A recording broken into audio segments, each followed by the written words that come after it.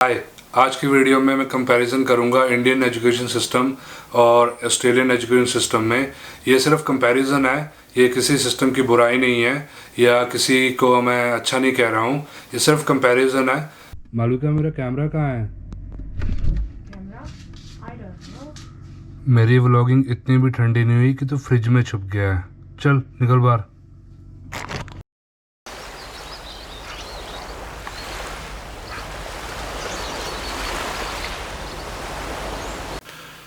So hello everyone, welcome to my channel. बहुत दिन हो गए थे व्लॉग नहीं बनाया, बीमार था। पहले लॉकडाउन चल रहा था, फिर कैमरा भी पता नहीं कहाँ पड़ा था, आपने देखा कहाँ से ढूंढा है। तो चलो स्टार्ट करते हैं। तो आज की वीडियो में आपको पता चलेगा कि इंडिया के और यहाँ के एजुकेशन सिस्टम में क्या डिफरेंस होता है। तो चलो स्टार्ट करते हैं। ये पीछे ब्लैक अच्छा नहीं लग रहा है, इसको चेंज कर लेते हैं। मैं थोड़ा डिटेल में जाऊंगा, तो वीडियो एंड तक देखना। तो बात करें इंडिया की, तो वहाँ पे एक जो सेमेस्टर होता है वो 6 महीने का होता है। वो आप सभी को पता ही है। उसमें 5 से 6 सब्जेक्ट होते हैं, और वो जो सब्जेक्ट होते हैं वो आप उसको चेंज नहीं कर पाते हैं। वो आपको यूनिवर्सिटी और कॉलेज की तरफ से ही दिए जाते हैं। वो एक सिस्टम है जो यूनिवर्सिटी क्रिएट करती है और कॉलेजेस को उसको फॉलो करना पड़ता है। और आपके जो क्लासेस होती हैं वो मंडे टू फ्राइडे होती हैं। अगर हम बात करें यहाँ की, तो यहाँ पे आपको जब आप एडमिशन लेते हैं तो आपको ऑनलाइन पोर्टल दिया जाता है। उस पोर्टल पे जाके आप जब एडमिशन होती है आपकी, तो वहाँ पे आप चूज़ कर सकते हैं कि आपने कौन सा सब्जेक्ट पहले सेमेस्टर में करना है और कौन सा लास्ट वाले में करना है। तो it all depend on you कि आप कैसे इजी सब्जेक्ट्स पहले करेंगे या बाद में करेंगे। तो ये सिस्टम होता है। 4 सब्जेक्ट होते हैं और डिपेंड करता है आपके ऊपर कि आपको वो पहले हफ्ते के 2 दिन क्लासेस लगानी है या बीच के 2 दिन लगानी है, या कभी कभी पूरा एक दिन में फिनिश हो जाता है। और डिपेंड होता है यूनिवर्सिटी पे और आपके सब्जेक्ट्स पे। तो हार्डली 2 या 3 दिन आपकी क्लासेस लगती हैं। 2 या 3 घंटे का सारा काम होता है। पहले आपकी थ्योरी होती है, देन आपके प्रैक्टिकल पीरियड्स होते हैं। तो अब बात करेंगे अटेंडेंस की। इंडिया में आपको 75% अटेंडेंस चाहिए, if I am not wrong. तो यहाँ भी वही सिस्टम है, लेकिन जो इंडिया में मंडे से फ्राइडे क्लासेस लगानी पड़ती हैं, आपसे कई बार मिस हो जाती है। लेकिन यहाँ पे उसका अपोजिट है, आप 2 या 3 दिन क्लासेस लगाते हैं। वो भी इतना हार्ड नहीं है 2 या 3 दिन कॉलेज जाना। तो उसके बाद भी आप अगर 75% नहीं कर पाएंगे तो इट्स रियली हार्ड इसलिए है क्योंकि अगर आप 75% नहीं कर पाते हैं तो आपके कॉलेज या यूनिवर्सिटी के पे डिपेंड है कि वो आपकी सीओई भी कैंसिल कर सकते हैं। और अगर आपकी सीओई कैंसिल हो जाती है तो आपका वीज़ा भी कैंसिल हो जाता है। इंडिया में जो हमारी स्टडीज़ होती हैं वो ज़्यादा थ्योरी बेस्ड होती हैं। आपको हर एक सब्जेक्ट्स की बुक लेनी पड़ती है।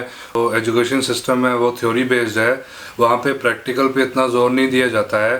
कई बार होता है कि आप अगर असाइनमेंट्स में अच्छे नंबर नहीं लाते हैं तो वो आप मेन एग्ज़ाम्स में आप उसको अच्छा कर सकते हैं। यहाँ की बात करें तो यहाँ का सिस्टम असाइनमेंट बेस्ड है। ये बुक्स पे ज़्यादा इतना जोर नहीं देते हैं। आपको ऑनलाइन सारा मटेरियल मिल जाता है। अगर आपको बुक चाहिए भी तो आप लाइब्रेरी जा सकते हैं, वहाँ से आपको आपके कोर्स का रिलेटेड बुक्स मिल जाएंगी। मोस्टली प्रोफेसर्स आपको नहीं बोलते हैं बुक्स लेने के लिए, क्योंकि वो जो भी आपको लेक्चर दे रहे हैं और स्टडी रिलेटेड जो भी आपका मटेरियल है वो ऑनलाइन आपके पोर्टल पे पहले से पड़ा होता है, तो आपको बुक्स की इतनी ज़रूरत नहीं पड़ती है। उसके बाद अगर हम बात करें कि अगर इंडिया में आपको कुछ नहीं समझ आ रहा है या आप कहीं किसी सब्जेक्ट्स में कमज़ोर हैं तो आप ट्यूशन्स लगा लेते हैं। यहाँ पे ट्यूशन का कोई सिस्टम नहीं होता है, आपको सेल्फ स्टडी ही करनी पड़ती है। 2 या 3 स्टूडेंट्स मिल के पढ़ना चाहते हैं, अगर आप किसी से हेल्प ले सकते हैं तो यूनिवर्सिटी में अलग से सेल्फ स्टडी रूम्स होते हैं, वो आप बुक कर सकते हैं। वहाँ पे आप बैठ के अपने फ्रेंड्स के साथ आप पढ़ सकते हैं। और कई बार होता है कि आपका लेक्चरर बहुत अच्छा होता है, मोस्टली होते ही हैं वो। अगर आप उनसे हेल्प मांगे तो वो कुछ टाइम निकाल के आपको हेल्प भी कर सकते हैं। आप उनको ईमेल करें वो, या आप उनको पर्सनली मिलें, वो आपकी हेल्प ज़रूर करेंगे। ये यहाँ का सिस्टम है। और जब हम यहाँ आते हैं तो हमको आदत होती है अपने टीचर या प्रोफेसर को सर कहने की। वो ये बिल्कुल लाइक नहीं करते हैं, ये प्रेफर करते हैं कि आप उनको उनके नाम से बुलाएं। तो बात करें एग्ज़ाम्स की, इंडिया में 80% रिटन एग्ज़ाम होता है और बाकी असाइनमेंट होती है, लेकिन यहाँ पे डिपेंड करता है आपके सब्जेक्ट्स पे। 40 से 50% आपका असाइनमेंट्स होती हैं। कई ऐसे सब्जेक्ट होते हैं जिसमें आपको एग्ज़ाम नहीं देना पड़ता है, लेकिन उनकी असाइनमेंट्स बहुत ज़्यादा लेंथी होती हैं, वो बहुत ज़्यादा टाइम आपका कंज्यूम करती हैं। उसमें 3000 से 10,000 वर्ड लिखने पड़ते हैं, और ये सारा कुछ आप PDF फाइल में या आप वर्ड फाइल में बना के ऑनलाइन सबमिट करते हैं। और इंडिया में ऐसा सिस्टम नहीं है, आई थिंक। वहाँ पे आपको सारा कुछ रिटर्न लिखना पड़ता है या प्रिंट आउट निकाल के असाइनमेंट्स देनी पड़ती हैं। यहाँ पे आपको ऑनलाइन सबमिट करनी पड़ती हैं आपकी असाइनमेंट्स इन PDF फाइल और वर्ड फाइल, डिपेंड करता है कि कौन सा सब्जेक्ट है। और आपको फेल भी कर दिया जाता है अगर आप ड्यू डेट से पहले सबमिट नहीं करते हैं। कईयों के दिमाग में क्वेश्चन होता है कि अगर हम फेल हो गए तो उसका क्या सिस्टम होता है। तो अगर आप इंडिया में फेल होते हैं तो आप थोड़े पैसे भर के वो एग्ज़ाम दोबारा रीअपीयर कर पाते हैं, लेकिन यहाँ पे आपको पूरे कोर्स की फ़ीस सबमिट करनी पड़ती है।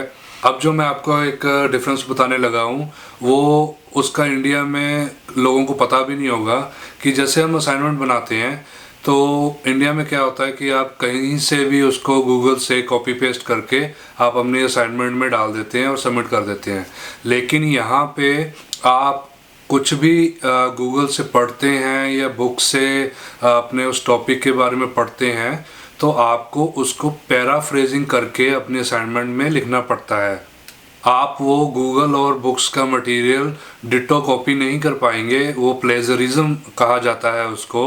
उसका एक सिस्टम होता है, अगर आप कुछ भी गूगल से या बुक से पढ़ते हैं जो आपको लगता है कि ये मेरे असाइनमेंट में मैं यूज़ कर सकता हूँ, तो उसको पहले आप पैराफ्रेज करेंगे, अपने शब्दों में लिखेंगे, उसके बाद उस ऑथर को और उस बुक को रेफरेंस देंगे आपके एंड ऑफ द असाइनमेंट। वो डिफरेंट टाइप ऑफ रेफरेंस होती हैं, उसको कई यूनिवर्सिटीज़ डिपेंड करता है आपकी यूनिवर्सिटी पे कि वो कौन से रेफरेंस स्टाइल को यूज़ करते हैं। जहाँ से मैं पढ़ा था वो ऑक्सफोर्ड रेफरेंस सिस्टम था वहाँ पे। आपने वो रेफरेंस नहीं दिया तो आपकी असाइनमेंट कैंसिल हो सकती है। वो कैसे होता है कि जब आप अपनी असाइनमेंट सबमिट करते हैं तो ऑनलाइन सबमिट होता है जैसे मैंने बताया। तो जैसे ही आपकी असाइनमेंट सबमिट हुई तो वो ऑनलाइन सिस्टम सारा कुछ जो जो आपने गूगल से और बुक से उठाया है वो डिटेक्ट कर लेता है कि ये वर्डिंग, ये लाइंस और ये जो आपने लिखा है वो आपने कहाँ से लिखा है। अगर वो 5 या 10% हुआ तो वो आपको छोड़ देते हैं, लेकिन वो 5-10% के ऊपर हुआ तो आपको असाइनमेंट दोबारा बनानी पड़ती है या आपको फेल कर दिया जाता है। अब आपके मन में ये क्वेश्चन होगा कि हम कैसे पता करें कि जो हमने लिखा है वो सिस्टम में या वो जो उनका यूनिवर्सिटी का सिस्टम है उसमें वो डिटेक्ट होता है कि नहीं। जब भी आप ऑनलाइन सबमिट करते हैं अपनी असाइनमेंट, वो सबमिट होती है टर्नटिन पे। तो जो टर्नटिन सॉफ्टवेयर है वो आपको बता देता है कि आपकी असाइनमेंट में इतना % मैच हो रहा है ऑनलाइन सोर्स से या बुक से। तो उसको आप सबमिट ना करें, उसको आप ड्राफ्ट में रखें और दोबारा उसको चेंज करके दोबारा रीसबमिट करें। मैं आपको थोड़े से स्क्रीनशॉट दिखाऊंगा और वो स्क्रीनशॉट्स मेरी असाइनमेंट्स की हैं और केस स्टडीज़ की हैं। आपको थोड़ा सा रफ आइडिया हो जाएगा कि जो असाइनमेंट्स है वो कैसी होती हैं। यहाँ पे असाइनमेंट्स अगर आप ध्यान से बनाएंगे तो आप अच्छे से पास हो सकते हैं, लेकिन इंडिया में अगर आप पूरी बुक नहीं पढ़ेंगे तो आप पास नहीं होते हैं। तो अब मैं बात करूँगा एग्ज़ाम्स की। यहाँ पे जो एग्ज़ाम्स होते हैं वो इंडिया की तरह ही होते हैं, लेकिन बहुत ज़्यादा स्ट्रिक्ट होते हैं। एक रूम में अगर 50 बच्चे हैं या 30 बच्चे हैं तो हर एक 10 स्टूडेंट्स पे एक टीचर खड़ा रहता है, तो नकल का कोई चांस नहीं होता है। तो ऐसा बिल्कुल ना करें। कि आपको ये वीडियो पसंद आई होगी। अगर आप यहाँ आना चाहते हैं और आपका कोई जानकार यहाँ आना चाहता है तो उसके साथ ये वीडियो शेयर ज़रूर करें और लाइक का बटन ज़रूर दबाएं। तो मिलता हूँ मैं आपको अगले व्लॉग में। टिल देन सी या, थैंक यू। ये मेरे एक कोर्स का कोर्स प्रोफाइल है। आपको स्टॉप एंड प्ले खेलना पड़ेगा यहाँ पे, क्योंकि अगर आपको पढ़ना है तो ये कोर्स के बारे में बताया गया है। इंट्रोडक्शन है। देन ये वीकली कौन कौन से सब्जेक्ट्स पढ़ाए जाएंगे, हमको चैप्टर्स पढ़ाए जाएंगे बुक में से, और स्लाइड क्या क्या पढ़ाई जाएंगी। ये असाइनमेंट सबमिशन के बारे में बताया गया है,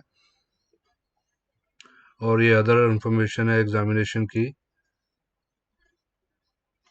ये कोर्स इंफॉर्मेशन डिटेल में दी गई है, असाइनमेंट्स के बारे में बताया गया है। ये पहली असाइनमेंट है जो 30% की है, कैसे सबमिट करनी है और कैसे उसको मार्किंग की जाएगी, वो सारा कुछ इन्फॉर्मेशन आपकी कोर्स प्रोफाइल में दी जाती है। ये सेकंड इन्फॉर्मेशन है जो 35% की है। तो 65% तो असाइनमेंट का हो गया, बाकी रेस्ट आपका एग्ज़ाम है। तो आप अगर असाइनमेंट्स में अच्छे नंबर ले आएंगे तो एग्ज़ाम में इतनी शिद्दत नहीं करनी पड़ेगी। और ये असाइनमेंट 2 की मार्किंग है कि कैसे असाइनमेंट मार्क की जाएगी। और ये एग्जामिनेशन है जो 35% का है, 2 घंटे का होता है। और ये केस स्टडी है। तो चलो मिलते हैं आपको अगले व्लॉग में। होपफुली आपको सारा पता चल गया होगा कि क्या सिस्टम होता है। थैंक यू, सी या।